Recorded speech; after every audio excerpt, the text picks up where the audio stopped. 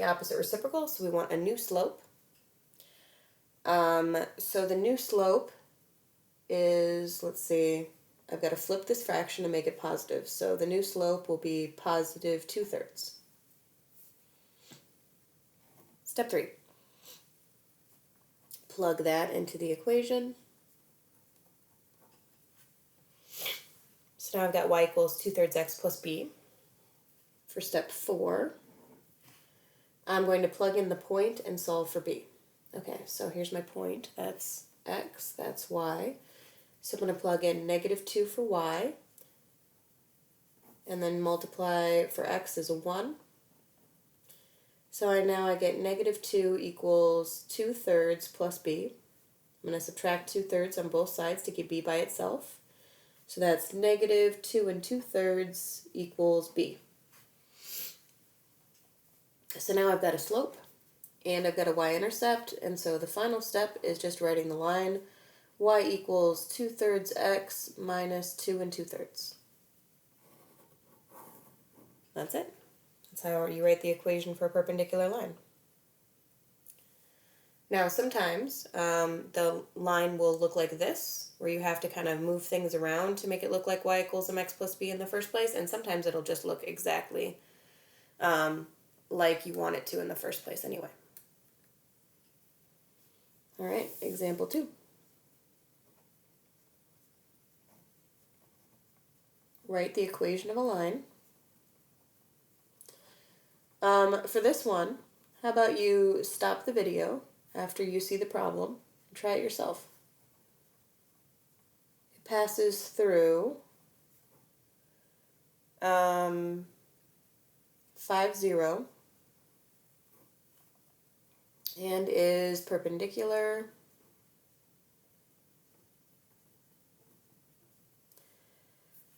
to the equation x minus 6y equals 1. All right, step 1.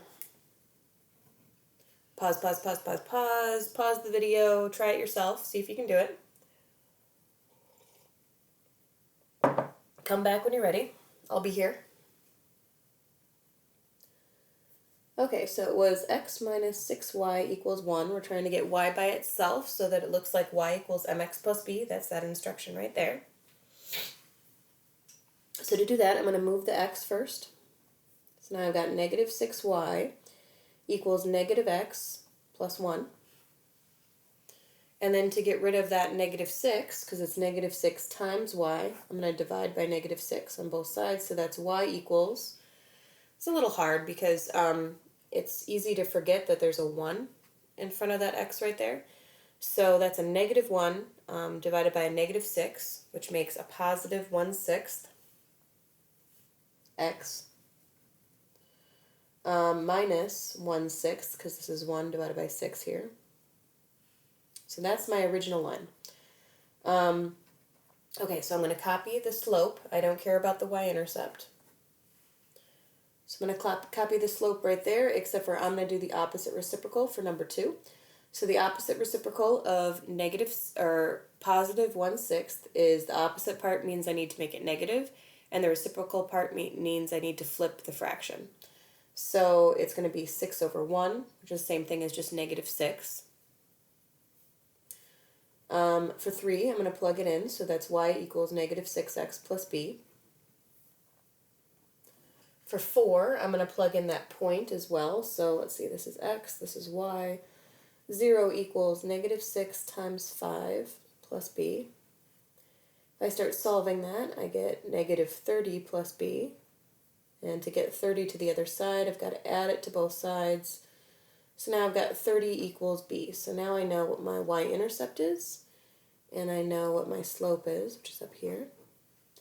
So my final equation is y equals -6x plus 30.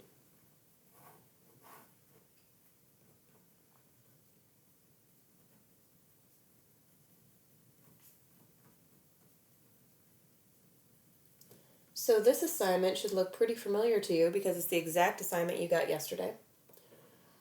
Only, do you remember how the instructions said that you just had to write the equation for a parallel line? This time I want you to do the perpendicular ones.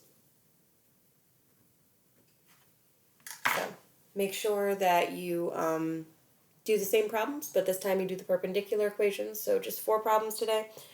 Shouldn't be too bad. I hope you have a great day. Week's almost done. First 5-day week we've had in a while, so it's been a little tough, but we can all do it, guys. I miss you a whole bunch. Email me with questions. Make sure that you're contacting me if you've got questions on that quiz retake. I'd be happy to help you.